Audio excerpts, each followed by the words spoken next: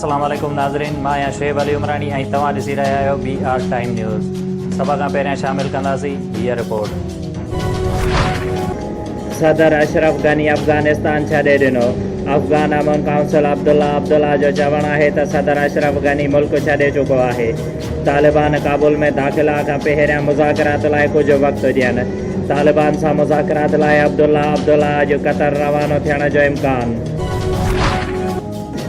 तालिबान जे तर्जुमान जो चवणु आहे त तालिबान खे काबुल जे कुझु इलाइक़नि में दाख़िल थियण जो चयो वियो आहे। तालिबान खे लूटमार ऐं अफ़रा तफ़री रोकण लाइ उन्हनि इलाइक़नि जो चयो वियो आहे।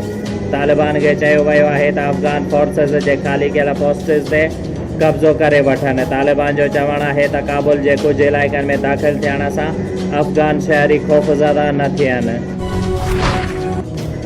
ज़िले सांगड़ जे सहाफ़ी ग़ुलाम क़ादिर शरह खे बाअसर वॾेरे कमालुद्दीन शरह ऐं संदसि पुटनि हमलो करे मरड़ी करण ख़िलाफ़ शहीद बेनज़ीराबाद जे नंढनि वॾनि शहरनि काज़ी अहमद सकरन दौलतपुर दौड़ मनाड़ो जाम साहब शाहपुर जानिया 60 मेल समेत नवाब शाह प्रेस क्लब ॿाहिरां सहाफ़िन अयाज़ ॾाहिरी बख्श अली जमाली अब्दुल्ला भट्टी फिदा हुसैन चांडियो मुशरफ भट्टी इस्माइल डोंकी ज़ुल्फ़कार मेमण इम्तियाज़ कीरियो असद बुखारी रशीद शेख फ़कीर मुमताज़ ख़ासकेली इरफान अरशद आराई अमीन तुनियो ऐं ॿियनि जी अॻुवाणीअ में सख़्तु एहतजाज कयो वियो। उन मौक़े ते मीडिया सां ॻाल्हाईंदे सहाफ़िन चयो त सहाफ़ी ग़ुलाम क़ादिर शरह खे सच लिखण ते बाअसर वॾेरे कमालुद्दीन शरह ऐं संदसि पुटनि बेगुनाह क़तल कयो आहे, जंहिंजी असां सख़्तु लफ़्ज़नि में मुज़म्मत कयूं था ऐं उन्हनि चयो त DIG इरफान बलोच ऐं SSP सां गॾु खां मुतालबो कयूं था त मुख्य जवाबदार कमालुद्दीन शरह खे गिरफ़्तार करे सख़्त खां सख़्तु सज़ा ॾिनी वञे।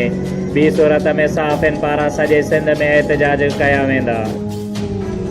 शुएब अली उमरानीअ खे ॾींदा इजाज़त। वधीक ख़बरुनि ऐं अपडेट्स लाइ ॾिसंदा रहो BR टाइम न्यूज़।